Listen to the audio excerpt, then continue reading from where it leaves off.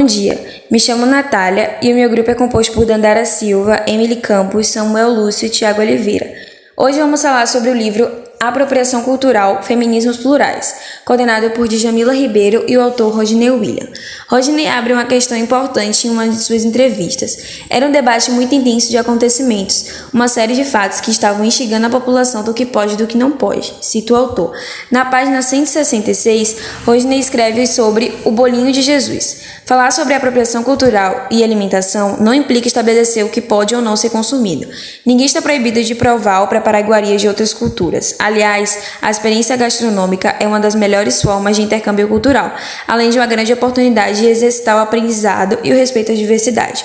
O acarajé gospel, na época chamado de bolinho de Jesus, mas com a proibição de se vender acarajé com outro nome, passou a ser vendido por evangélicos como acarajé gospel. Depois também tivemos a questão da capoeira gospel, diz Rodney. Isso motivou a escrever um texto para a Capital sobre a capoeira gospel, bolinho de Jesus e outros temas. O texto tratava da apropriação cultural. Sobre apropriação cultural e racismo citado na página 67. A preparação do racismo parece uma grande utopia. Isso significa que persegui-la é um requisito para que sempre caminhe na direção de uma sociedade mais digna, que assume e respeite as diferenças e sempre promova a igualdade. No candomblé, para tudo que parece impossível, evocamos Exu, orixá que existe desde antes da criação do universo, que não sucumbia à escravidão e que segue vivo apesar de toda a demonização que ainda sofre. Exu nos faz continuar a acreditar e a lutar. Sua revolução não tem pressa e sua briga está em curso, escreveu Rodney em seu livro. Mesmo bem intencionadas, as pessoas brancas, por mais aliadas ou engajadas que sejam, por mais que se empenhem na luta antirracista, jamais sentirão na pele a dor de quem sofre racismo. Permitir as vozes de negros e indígenas sejam ouvidas e devidamente registradas, sobretudo nos casos de apropriação cultural, é mais do que entender o lugar do privilégio do poder e que esse lugar foi construído na base da opressão de grupos negros e indígenas. No caso do povo negro, a pior apropriação foi a escravidão. Primeiro se apropriaram dos corpos, depois das técnicas de trabalho na lavoura e nas minas, e seguiram se apossando das obras sem dar créditos aos autores, pois tudo que era negro pertencia aos senhores. Negro não tinha alma. Negro não era gente, e assim o racismo justificou a maior atrocidade da história, diz Rodney em uma das suas falas. Turbantes e afins, citado na página 134.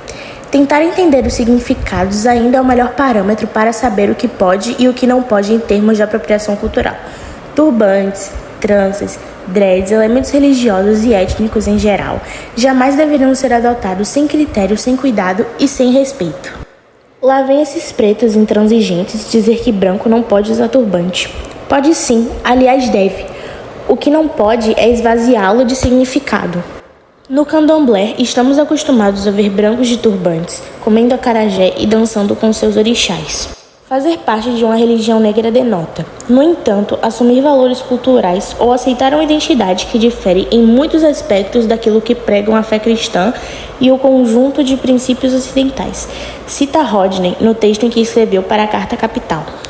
Para aqueles que descendem de povos histórica e sistematicamente oprimidos, que usam de elementos de sua cultura como símbolo de resistência para reafirmar ou reconstruir suas identidades, não deve ser fácil ver uma pessoa do grupo opressor utilizando simplesmente porque se tornaram tendência, são descolados ou estão na moda. Talvez essa imagem remeta à morte, à escravidão, à exploração, ao extermínio de milhões de indígenas e negros.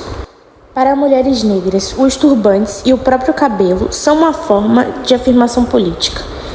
Isso fica mais evidente quando se analisam algumas contingências diretamente relacionadas ao movimento mais recente de empoderamento. Sobre brancos no terreiro.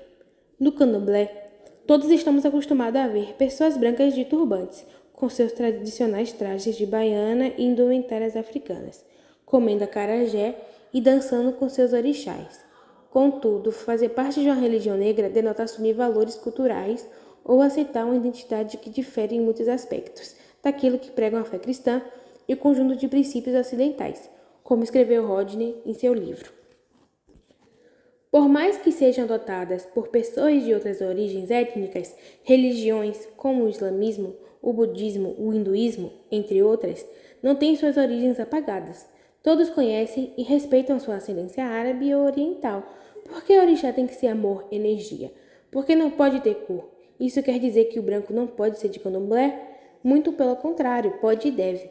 Não há problema algum em ser branco e de candomblé, mas tem que saber e assumir o seu orixá é negro. As religiões de matriz africana têm um compromisso ancestral com a felicidade. Alguns avaliam que já saíram da categoria de religião de resistência e assumiram o perfil de religiões universais, isto é, aberta a todos. No dizer dos mais velhos, o candomblé é para todos, mas nem todos são para o candomblé. Há critérios que devem ser observados para que as pessoas façam parte de um terreiro.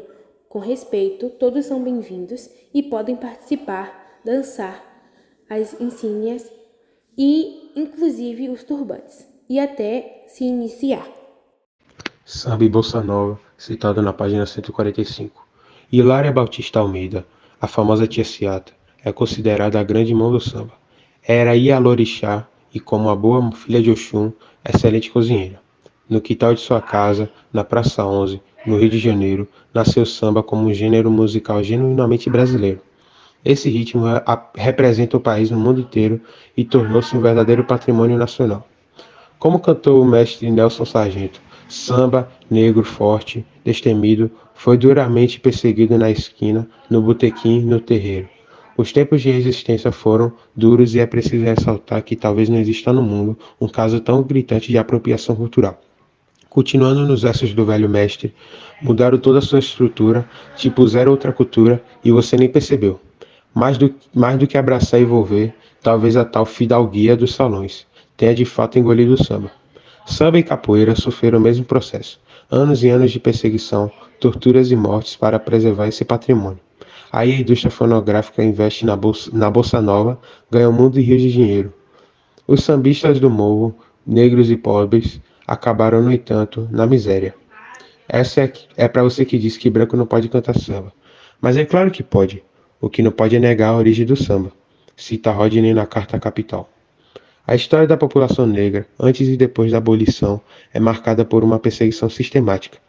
A criminalização do candomblé, da capoeira e do samba é de fato que não deveria ser desconsiderado porque, em certa medida, ainda prossegue na mesma proporção que o racismo alinha as estruturas da nossa formação social.